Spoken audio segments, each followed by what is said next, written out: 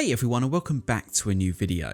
As we get ready for Warhammer 40k's 10th edition and the slew of new models and rules updates coming in just a few months, many players, including myself, are starting to wonder which direction the story might go and how it will build on what we've already seen from the recent Arks of Omen campaign. As it stands, the forces of chaos, led largely by Abaddon, Vashtor and to some extent Angron, have slowly but surely used the Arks of Omen to carve a bloody path through the Imperium and collect the various MacGuffins that Vashtor needs to realise his ultimate plan. Nobody has come out of that particularly well, and pretty much every faction has either had to contend with the dozens of Bale fleets or the other fun that typically goes hand in hand with life in the 42nd millennium. And now, to top it all off, the largest Tyranid invasion force in 40k's history is barreling into the Segmentum Pacificus, threatening the Imperium's unprepared western flank and even Terra itself. There's a lot going on, and in this video I wanted to try my hand at a few predictions for where the story might take us and who might play a pivotal role along the way. Obviously, I've not got any insider info, so these are just educated guesses at best, but I'm keen to hear your thoughts, predictions and expectations in the comments below. With all that said, let's jump right in. Despite the recent reveals, we've known that there's a bigger Tyranid threat out there for some time. All the way back in 3rd edition, we were shown the scale of the Tyranid forces slowly moving into the galaxy's western edge. In many ways, you wonder how it's taken 6 more editions of the game for it to become a main plot point. But nevertheless, they are finally here. But where are they heading? Well, there's 2 parts to that. For those of you who have read through the Horus Heresy series, you may remember from the book Pharos that the Loyalists encountered a device, aptly named the Pharos device, which was of Necron origin. Essentially, it used empathic energy to allow a user to teleport to or communicate with anywhere in the galaxy, and because it used empathic energy rather than warp energy, it wasn't affected by the Immaterium. That allowed Rabute Guilliman to use the device as a beacon to draw Loyalist forces to Imperium Secundus when contact was lost with Terra during the Heresy. There's a lot more to the Pharos device, but the main thing is that during the events of the book, the device was overloaded and that created a beacon signal that drew the Tyranids from their own galaxy to ours. Now that they're here, what's the most powerful energy signal in the galaxy, or at least Imperium Sanctus? It's probably the Golden Throne. And in the events surrounding the Shadow Throne box, which revealed the scale of the Genestealer cult threat on Terra, Trajan Valoris, the leader of the Custodes, discovered a prophetic mural in the cult's inner sanctum. Notably, it depicted a nest of fanged tendrils emerging from the heart of Sol itself to devour Terra whole. Personally, I don't think Games Workshop would have created a box like Shadow Throne or revealed plot points like these if they weren't prepared to capitalise on it. And with the Tyranids now arriving en masse in Segmentum Pacificus, the stage seems all but set for a new invasion of Sol and Terra itself. I think that could actually make a great end campaign for 10th edition. Outside of the Horus Heresy and the War of the Beast, we've not seen the Imperium and Mechanicum's homeworlds under threat, but it may be inevitable given the scale of the Tyranid force, and it would culminate in the sort of seismic events that you would want to see ahead of any new edition of Warhammer 40k. Of course, it will be many years before we see any invasion of Terra, and the Tyranids have plenty of work to do before then, but Games Workshop have been teasing a new war on Terra for some time now. More so, they've sown the seeds of a Tyranid invasion with the recent Genestealer Cults Codex and Shadow Throne box. So as we close the final chapter in the Horus Heresy Siege of Terra series, we may just be about to open up another in Warhammer 40k. Naturally though, any truly dire situation calls for a similarly dire solution, and I think any threat to Terra will call into question the Emperor's own role in humanity's defence. We don't know for certain that the Golden Throne is a target, but it seems a fair shout, and the Hive Mind is an incredibly powerful psychic entity, rivaling the Emperor himself. What makes the link between the two even more interesting is the conflation of the concept of the Star Child in Imperial and Genestealer cult lore. The Emperor has been perpetually close to death for 10,000 years, and there are some in the Inquisition who believe that his dying mortal body is actually suppressing his true form, and only by allowing him to die will he ascend to his full potential. We've also seen in the Dark Imperium books how powerful the Emperor has got over the years. On one occasion, he openly declared to Nygke that he was going to obliterate him single-handedly. And as the lore has teased for many years now, the Golden Throne is starting to malfunction, making the Emperor's continued survival all the more perilous. Then, on the other hand, you have the fact that the Genestealer cults refer to the Tyranids as Star Children, illustrating their belief that the Tyranids are deities heralding their eventual lifting into the light.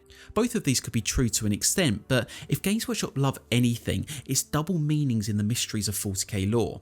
That makes me think that indeed the Genestealer cults are heralding the arrival of the Star Children, just not the ones they think.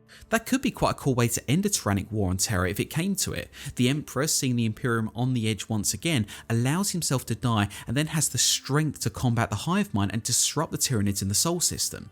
That may well neutralise the threat for now and allow the 40k story to continue into 11th edition. Personally, given how many Tyranids there are, I can't see any other conventional plan working. The Imperium just doesn't have the resources. That said, I don't think this means a new Emperor model is coming. Games Workshop haven't even done that for the Horus Heresy, and they have enough balancing issues in 40k as it is. However, it could mean the Emperor acts more like the Chaos Gods do currently, an omnipresent force in the warp rather than a static one.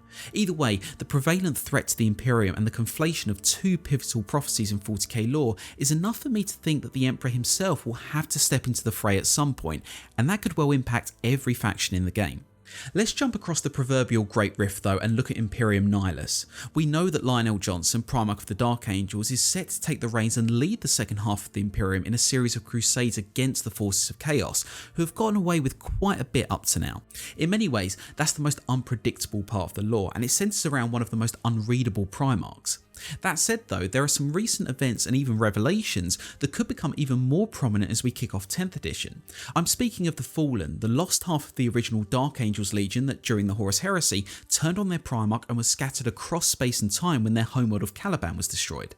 The Fallen have been in the background of 40k for some time now, largely through Cypher, and even have a set of models, albeit old ones. However, following the opening of the Great Rift, their leader Luther was free from his imprisonment on the Rock, and it's believed he's currently bringing the Fallen together as a near legion-sized force once again. Prior to his escape though, he was known as the Dark Oracle. This is because despite being a broken man mentally and physically following the events on Caliban, he does have moments of lucidity where he's able to share premonitions of the future or cryptic clues, which have led the Dark Angels to members of the Fallen or Lost Relics.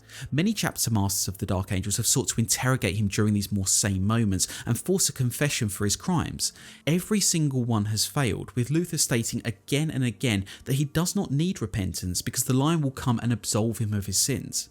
Well, with the Lion returning just in time for 10th edition, I think we'll start to see Luther's story move towards centre stage, but it will be slowly. Games Workshop do like to take their time with big character reveals, and they should with Luther given how long his character has been steeped in mystery. However, because one half of this prophecy has come to pass, I think it's fair to expect that some of the focus will shift to the other half. That will likely mean that the Fallen appear more and more as a faction in and of themselves, acting with some unknown agenda. That may then set the stage for a much bigger story and possibly even new models, but in the short term it brings the spotlight back onto the Lion and his response to them.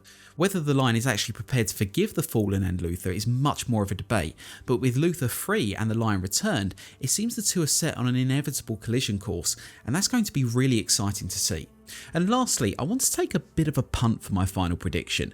There's plenty of wild theories and rumours out there, and I want to throw one of my own into the ring, but with a bit of evidence behind it.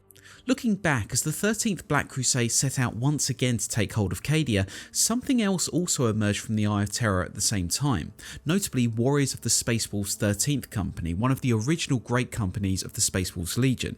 These were thought lost 10,000 years ago when they supposedly followed their Primarch, Leman Russ, or were ordered by him, it's not entirely clear, into the Eye of Terror in pursuit of some unknown goal, and they've only recently begun to emerge from the warp in the wake of the 13th Black Crusade. Crucially though, the emergence of the 13th has given a new hope that Leman Russ, who is also believed to have ventured into the Eye of Terror, is still alive, and I think we might see the foundations for his return as we go through 10th edition. Before I completely lose you on the idea, let me suggest 3 quick reasons why I think this. Firstly, while Russ's whereabouts and goals are unknown, what is known is what he was doing before he disappeared. He was gathered with his most esteemed brothers and Wolflords for the Feast of the Emperor's Ascension, commemorating the day the Emperor defeated Horus and ascended back into the Immaterium after being entombed upon the Golden Throne. Suddenly, his eyes glazed as if seeing some sort of vision, and shortly after, he left the Great Hall with his bodyguard for an unknown destination, leaving only Bjorn the Fell-Handed behind. As I mentioned earlier, we could well see the Emperor complete his ascension thanks to the Tyranids, and that might well have been what Russ glimpsed that night before he left. Secondly, despite the raging mutations and ferocious insanity plaguing their numbers, the 13th Company remain wholly loyal to the Emperor and their Primarch. In fact, their wolf of mutations are part of what has helped them to be so resilient to the effects of the Eye of Terror. But given that loyalty, I think they wouldn't venture outside the Eye unless they had to or were ordered to. They wouldn't simply leave Russ behind, and we know in fact that they have some unknown goal. In either case, that may well be heralding Russ's own return from the Eye, or given the destabilising effects of the warp, perhaps some other part of the galaxy altogether.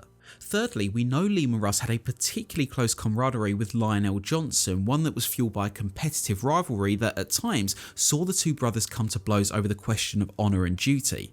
In fact, this close relationship has passed on to their own chapters, who reenact their Primarch's duels whenever they come across one another. But that aside, Liam and Russ was one of the few Primarchs who somewhat understood the line, at least as much as any could, and certainly more so than Guilliman. So in many ways, he's the perfect bridge between the two, which may be sorely needed given the bitter tension between Johnson and Guilliman. Time will tell, but with the Emperor at risk, the 13th Company emerging from the warp, the Line stalking that same warp for Chaos followers to bring to justice, and questions now slowly turning to which Loyalist Primarch will return next, I think we may soon discover what Liam and Russ is up to. So those are just a few of my own predictions for where parts of the Warhammer 40k story might go as we move through 10th edition. As I said at the start, these are just my best guesses at the end of the day, but hopefully you can see my reasoning.